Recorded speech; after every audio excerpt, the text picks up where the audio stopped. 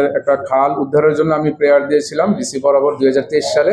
তৎকালীন সময়ে ডিসি মহোদয় এটা তদন্ত করে একটা অবৈধ দখলদারদের তালিকা প্রণয়ন করেছিল, কিন্তু অজানা কারণে আওয়ামী লীগ সরকারের আমলে এটার আর কোনো পদক্ষেপ নেয় নাই। তো পরবর্তীতে আমি রিট পিটিশন দাখিল করি।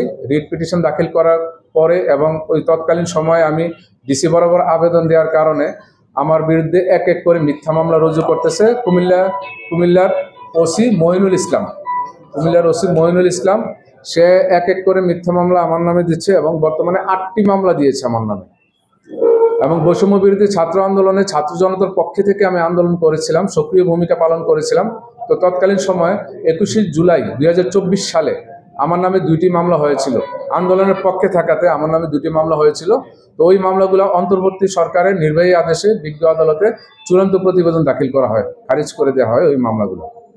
তো বর্তমানে আমি যেহেতু জনস্বার্থে কাজ করতেছি এবং যে খালটা দখল করে রেখেছি এটা মাল্টি স্টোরেজ বিল্ডিং করা, 10 তলা 11 তলা বিল্ডিং করা, 100 কোটি টাকা ইনভেস্টমেন্ট আছে তাদের, এবং অনেকগুলা বাড়িঘর এগুলো এই খাল দখল করে বাড়িঘরগুলো তুলে রেখেছে। এবং যারাই দখল করে রেখেছে তারা সবাই আওয়ামী লীগের দোসর, যে কাউন্সিলর জাবেদের লোকজন, কাছের লোকজন।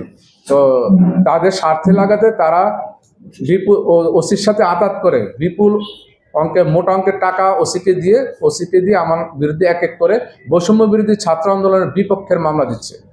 এবং এক এক করে দিতে 8টা মামলা দিয়েছে। একটা মামলা থেকে জামিনে আসছি, আরেকটা মামলা দেয়, আরেকটা মামলা থেকে জামিনে আসি, আরেকটা মামলা দেয়, এভাবে দিতে 8টা মামলা দিয়েছে। এখন আমি বাড়িতে ঘুমোতে পারি না, আমি এলাকায় থাকতে পারি না। বাদী বিভিন্ন বাদী আমাকে চিনে না, আমিও বাদীকে চিনি না। হ্যাঁ, তো এই বিভিন্ন আবার অনেকে থানায় মামলা করতে গেলে ওসি বলে যে এই নামটা ঢুকাই দেন আপনি। তো বিভিন্নভাবে ভায়াস করে এই নামটা ঢুকাই দেয়। এবং বাদীকে আপনারা তদন্ত করলে বা মামলা ওই বাদীর নাম্বার নিয়ে যদি ফোন দেন যে আমাকে চিনে কিনা, সে বলবে যে আমি চিনি না, অথচ এই মামলার আসামি আমি। এবং এগুলো সব ওসি করতেছে এবং ওসির পিছনে ছাপড় দিতেছে আওয়ামী লীগের নেতা কাউন্সিলর জাবেদ। আর এটার জন্য কাজ করতেছে খালের যে দখলদাররা আছে, খাল তাদের স্বার্থে লেগেছে।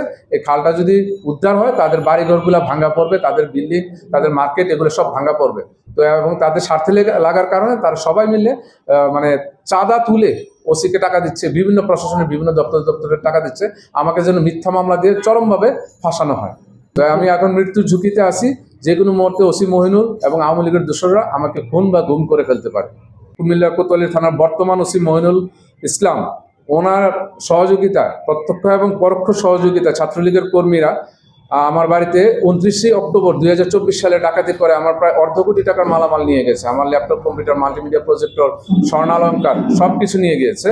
তো আমি আমার লুণ্ঠিত মালামালগুলো উদ্ধার চাই, প্লাস এই সরকারি খালটা জনস্বার্থে আমি রিট করেছি। এই খালটা জনস্বার্থে যেন সরকার পদক্ষেপ নেয়, এটা উদ্ধার করে, এবং মিথ্যা মামলাগুলো থেকে যেন আমাকে দায় মুক্তি দেওয়া হয়। আমি এটা মাননীয় প্রধান উপদেষ্টার কাছে এটা আমি চাই, বিচার প্রার্থী।